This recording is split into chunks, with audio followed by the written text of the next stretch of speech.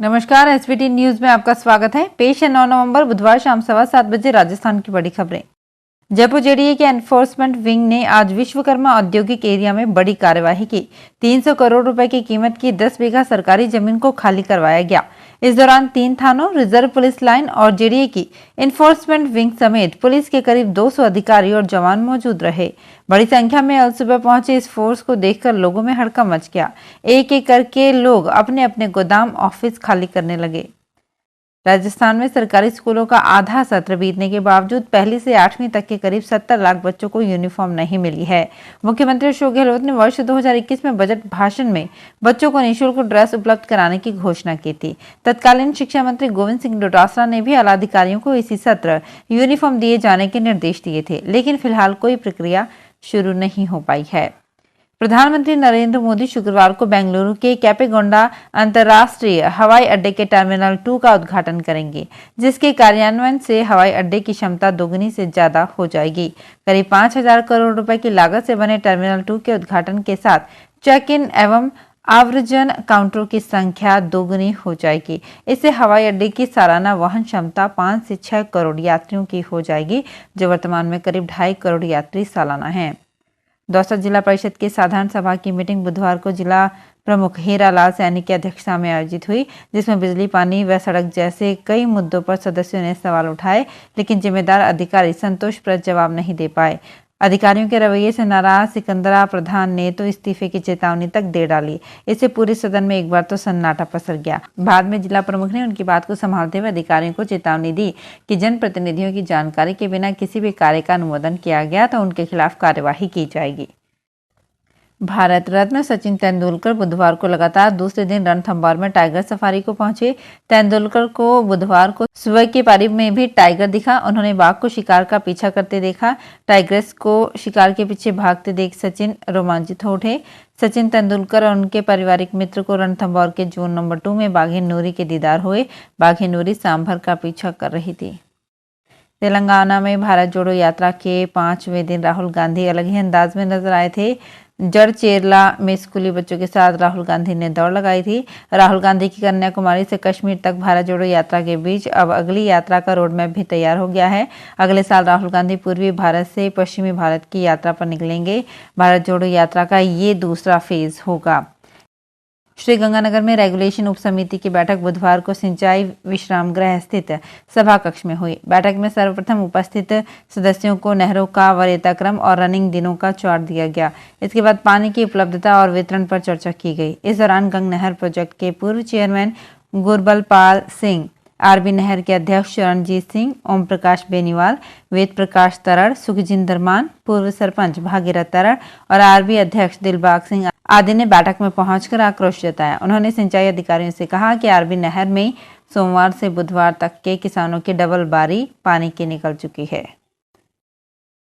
जोधपुर में हैंडीक्राफ्ट कारोबारी के घर 10 करोड़ की लूट में 7 नेपाली शामिल थे। बिजनेसमैन के 4 नौकरों ने वारदात के लिए नेपाल से 3 और लोगों को बुलाया था। फिर सबने मिलकर गोल्फ कोर्स के अशोक चोपड़ा की यहां लूटपाट की। एयरफोर्स थाना पुलिस के मुताबिक घर वालों को खाने में ड्रग देकर बेहोश करने के बाद चारों नौकर ने 3 अन्य नेपाली लोगों को घर में घुसाया और चोरी की। पुलिस सरगर्मी से सभी आरोपियों की तलाश कर रही है। एसएचओ महामंदिर रातानाड़ा सत्यप्रकाश अपनी एक टीम के साथ उत्तर प्रदेश के लखीमपुर खीरी से आगे नेपाल बॉर्डर पर तैनात हैं। श्रीगंगानगर जिले भर में 15 नवंबर से स्वस्थ गंगानगर अभियान चलाया जा रहा है। इस संबंध में मुख्य चिकित्सा एवं स्वास्थ्य अधिकारी डॉक्टर मनमोहन गुप्ता ने चिकित्सा, शिक्षा व महिला एवं बाल विकास विभाग के अधिकारियों की कलेक्ट्रेट में बैठक लेकर दिशा निर्देश दिए। सीएमएचओ ने बताया कि बच्चों के स्वास्थ्य की जांच करने के लिए टीमें गठित की गई है। इसमें आशा सहयोगिनी, अध्यापक, सीएचओ या स्वास्थ्य विभाग के कर्मचारियों को शामिल किया गया है। अभियान के तहत सभी सरकारी, गैर सरकारी और आंगनबाड़ी केंद्रों में 1 से 18 वर्ष तक के बच्चों की स्वास्थ्य जांच के लिए स्क्रीनिंग करवाई जाएगी। राजस्थान उच्च न्यायालय के मुख्य न्यायाधीश पंकज मित्तल ने दलित, वंचित और पिछड़ों को न्याय दिलाना हमारी न्याय व्यवस्था का पहला कर्तव्य बताते हुए कहा है कि राजस्थान विधिक सेवा प्राधिकरण इस मामले में बेहतरीन कार्य कर रहा है। न्यायमूर्ति मित्तल अस्पृश्यता से मुक्ति और अत्याचारों की रोकथाम एवं पोक्सो अधिनियम के तहत अपराध के शिकार बच्चों को कानूनी सहायता अभियान की शुरुआत एवं मौके पर आयोजित कार्यक्रम की अध्यक्षता कर रहे थे। सवाई माधोपुर जिले के खंडार क्षेत्र में कार्तिक पूर्णिमा पर भरे रामेश्वर धाम मेले में यात्रियों की विशेष भीड़ रही। इस दौरान जोखिम भरी स्थिति के बीच ओवरलोड बस, जीप व नावों का खूब संचालन हुआ। हैरत की बात तो ये रही कि पुलिस प्रशासन और परिवहन विभाग के अफसरों के सामने इन वाहनों का संचालन हुआ।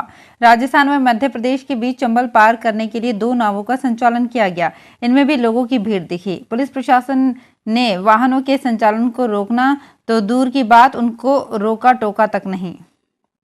श्रीगंगानगर में भाजपा के राष्ट्रीय महामंत्री कैलाश विजयवर्गीय के श्रीगंगानगर आगमन पर रेलवे स्टेशन पर जिला अध्यक्ष आत्माराम तरड़ के नेतृत्व में पार्टी कार्यकर्ता उनका भव्य स्वागत करेंगे। उनके कार्यक्रम की तैयारियों को लेकर भाजपा कार्यकर्ताओं की ड्यूटियां लगाई गई है। भाजपा जिला महामंत्री प्रदीप धेरड़ ने जिले के अधिक से अधिक कार्यकर्ताओं से गुरुवार सुबह 6:30 बजे रेलवे स्टेशन श्रीगंगानगर पहुंचने का आह्वान किया है। विजयवर्गीय सराय रोहिला ट्रेन से 10 नवंबर को सुबह रेलवे स्टेशन पर उतरेंगे।